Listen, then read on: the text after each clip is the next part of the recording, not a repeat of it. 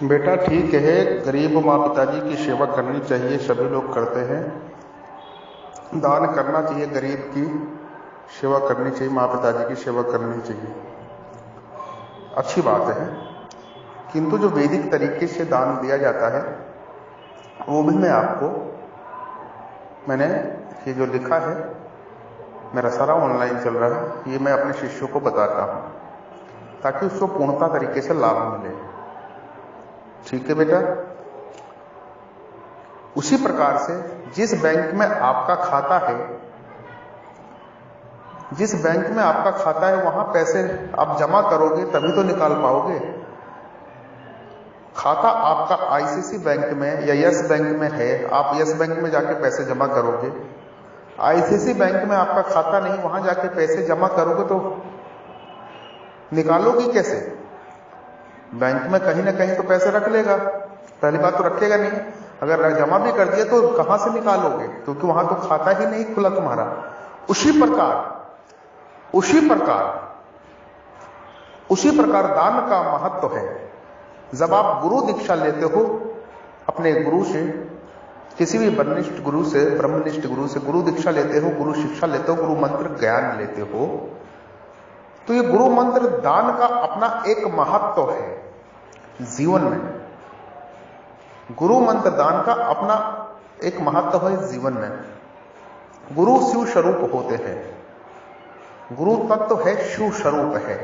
तत्व शिव स्वरूप है गुरु का तत्व से। प्रत्येक जीव में शिव का विराजमान है और जो गुरु होते हैं, ब्रह्मनिष्ठ होते हैं, वो शिव स्वरूप होते हैं। तब वो आपका एक आध्यात्मिक मन एक खाता खोलते हैं डोनेशन का, क्योंकि गुरु जो मंत्र जप प्रार्थनाएं करते हैं वो शिष्यों के लिए ही करते हैं, समस्त जगत के कल्याण से करते हैं। किंतु जिसका उनका खाता होता है गुरु के पास, कहने मतलब जिसको उन्होंने दीक्षा दे रखी है, वो ऑटोमेटिक मूड में उनकी प्रार्थनाएं परमात्मा से जो करते हैं वो ऑटोमेटिक मूड में गुरु के द्वारा की हुई शिष्य को ऑटोमेटिक पहुंचती है। उसे स्पेशल नहीं करना पड़ता कुछ भी, क्योंकि आपका गुरु के पास खाता है, आपने उस गुरु से मंत्र दान ले रखा है। ठीक है बेटा, इस तरीके से होता है। अगर आपने मंत्र दान नहीं ले रखा है तो लाखों गुरु हैं, गुरु तो प्रार्थनाएं करते हैं, मगर फिर भी लाखों करोड़ों लोग भी दुखी हैं। ये उसी प्रकार है, अगर जिस बैंक में आपका खाता है वहां आप पैसे जमा करती हो तो बैंक वाला महीने 2 महीने में जो भी ब्याज क्रेडिट करता है, अगर आपका खाता है तो जो भी अगर 10,000, 20,000, 50,000, 1 लाख रुपए जमा है तो उसका ब्याज आपको पर महीने मिलता है। ऑटोमेटिक मोड में लगा होता है, क्रेडिट हो जाता है ब्याज। चाहिए आपको 50 रुपए बने, चाहिए 5 लाख ब्याज बने, चाहिए 5,000 बने, चाहिए 5 रुपए बने, चाहिए 5 पैसा, वो ब्याज बिल्कुल ऑटोमेटिक मिलता है। अगर उस बैंक में खाता ही नहीं है तो ब्याज क्या मिलेगा और क्या आपको धन मिलेगा?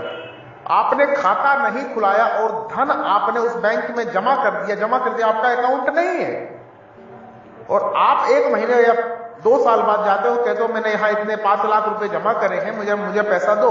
बैंक वाला कहता है क्या अकाउंट नंबर है, पासबुक दो या अकाउंट नंबर बताओ। आप कहते हो वो तो मुझे मालूम नहीं, मेरा अकाउंट तो नहीं है। तो बैंक वाला क्यों आपको पैसे देगा? बिल्कुल नहीं देगा। क्यों देगा आपको पैसे? नहीं देगा बैंक वाला पैसा। इसलिए नहीं देगा क्योंकि आपका वहां पे खाता नहीं है, तो पैसे क्यों देगा वो? सबसे पहले नियम होता है कि बैंक में आप अपना आईडी प्रूफ, एड्रेस प्रूफ देके अपना एक खाता खुलाते हैं। खाता खुलवाते समय आप उसमें 10,000, 5,000 रुपए डिपॉजिट करते हैं, जो भी उस बैंक का नियम है। सैलरी अकाउंट होता है तो 0 रुपए से खुलता है। अगर वैसे सेविंग खुलवाते हैं तो 1,000, 2,000, 5,000, 10,000 से खुलता है खाता। ये नियम होता है बैंक का। प्रत्येक बैंक का अलग अलग बैंकों का अलग अलग नियम होता है, उनका एक नॉर्म्स होता है, उनका एक संविधान होता है, उनका एक कानून होता है। प्रथम बात। दूसरी बात मैं कह रहा हूं कि जैसे कि आपने यस बैंक में खाता खुलाया तो आप जाके यस बैंक में ही पैसे जमा करेंगी या ऑनलाइन ट्रांसफर करेंगी तो यस बैंक में ही करेंगे आप। करेंगी या करेंगे? यस बैंक में ही करेंगे अगर आपका यस बैंक में खाता है। अगर आपका आईसीसी बैंक में खाता है तो आईसीसी बैंक में से ही होगा आपका सारा कार्य। ये समझिए आप, ये समझने का विषय है। थोड़ा गहराई से समझेंगे तो समझ जाएंगे। प्रत्येक शिष्य गहराई से समझे और समझ लेगा इस चीज को। उसी प्रकार अगर यस बैंक में खाता नहीं है आपका और यस बैंक में जाके आप पैसे जमा करते हो तो पहली बात तो बैंक वाला जमा ही नहीं लेगा। अगर आपने जमा कर दिए तो पैसे वापस नहीं लेगा। अगर किसने रख लिए तो लाओ मैं कर दूंगा, आपका खाता नहीं है तो पैसे गए आपके। अगर उसमें खाता आईडी प्रूफ सब कुछ जमा करके सेविंग खाता खुलाया आपने और खाता खुला के पर्ची ली, तब आपका खाता मान्य होगा। मैनेजर आपको एक पासबुक देता है। जब भी आप बैंक जाओगे पासबुक लेके जाओगे, उसमें जो भी आपका पैसा जमा है वो उसमें दिखेगा और क्रेडिट होता हुआ दिखेगा। ये चीज होता है। जैसे कि हमारी स्थूल दुनिया में ये कानून है, वैसे ही सूक्ष्म दुनिया में ही भी वो कानून चलता है। स्थूल दुनिया का कानून सूक्ष्म दुनिया से ही आता है। पहले हमारे विचार में, भाव में, मन में आता है सूक्ष्म तरीके से, उसके बाद स्थूल होता है। इसको समझने का विषय ये बहुत गहरा विषय है। एक ही समागम में मैं पूरी बातें नहीं बोल सकता। तो आपको ये जानना पड़ेगा, आपको ये सोचना पड़ेगा, ये बातें पूरी सुननी पड़ेगी कि मैं क्या कहने जा रहा हूं। इसीलिए प्रत्येक मनुष्य को अपना एक गुरु धारण करना चाहिए। गुरु से मंत्र दान प्राप्त करके गुरु मंत्र जपना चाहिए। ये वैदिक नियम है, सनातन नियम है।